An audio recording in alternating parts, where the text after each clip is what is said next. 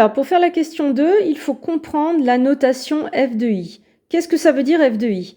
Eh bien, de manière générale, donc la variable i, vous voyez, c'est un ensemble, et la variable f, c'est une application. Imaginons que a, ça soit un tout petit ensemble à 3 éléments, 1, moins 3 et 12.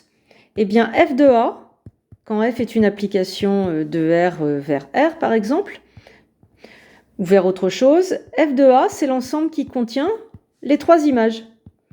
f de 1, f de moins 3, f de 12. Voilà, on appelle ça l'image de l'ensemble A. Donc, quelle est la difficulté ici? La difficulté, c'est que on vous demande f de i, où i n'est pas un ensemble fini, c'est un intervalle. Comment récupérer l'ensemble de toutes les images des x qui ont le droit de prendre les valeurs dans 3, 4? Eh bien, il suffit de faire le tableau de variation.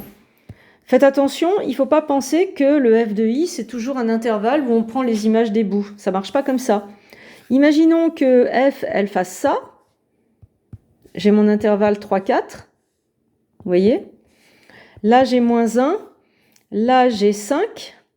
Et là, j'ai moins 3. Eh bien, si là, je voulais f de i, je dirais que f de i, c'est l'intervalle moins 3 ouvert, parce que c'est le min et il n'est pas atteint, puisqu'on prend 3, 4 ouvert, et 5 fermé, parce qu'on a un maximum ici sur les variations qui est atteint à l'intérieur de 3, 4. Donc en fait, il faut réfléchir. Ce qui compte, c'est quand vous faites des variations, votre fonction, en général, elle est à minima continue, vous l'avez dérivée. Et donc, on sait déjà que l'image d'un intervalle, en fait, va être un intervalle. Et pour trouver les extrémités, parfois, c'est plus subtil que de prendre les bouts. Donc, ici, on va regarder les variations de f, tout simplement. Et puis, on va lire notre tableau avec les valeurs pour récupérer l'image de l'intervalle i. Alors, f' de x, c'est très simple à faire. Moins 1 sur 4x, c'est négatif. Et donc, vous récupérez un tableau de variation extrêmement simple. 3, 4. Alors, on a décidé de l'étudier sur l'intervalle ouvert 3, 4, mais comme elle est définie en 3, il n'y a pas de raison de mettre de double barre. Et là, on a du f de 3, 4 moins 1 quart de ln de 3. Et là, 4 moins 1 quart de ln de 4. Et donc, f de i, c'est tout simple, ça va rester un intervalle ouvert. Et c'est l'intervalle 4 moins 1 quart de ln de 4. La valeur la plus petite, elle est à l'extrémité droite, donc je la range là où il faut. Et puis 4 moins 1 quart de ln de 3. Une fois qu'on a trouvé f de i, il reste quand même à prouver que f de i est inclus dans i, puisque c'était la question posée. Donc en fait, c'est une histoire de nombres. I, c'est l'intervalle 3, 4. Il faut montrer que cet intervalle est dans l'intervalle 3, 4. C'est-à-dire qu'on a cette configuration-là. Là, notre 4 moins 1 quart de ln de 4. Là, notre 4 moins 1 quart de ln de 3. Et si cet intervalle est dans 3, 4, eh bien c'est que 3 est positionné ici et 4 ici. Pour prouver que ce dessin est bien respecté, on peut faire une petite démo par équivalence. Là, j'affirme pas que 3 est plus petit que 4 moins 1 quart de ln de 4. Je dis que c'est équivalent à ça. En fait, je range mon inégalité.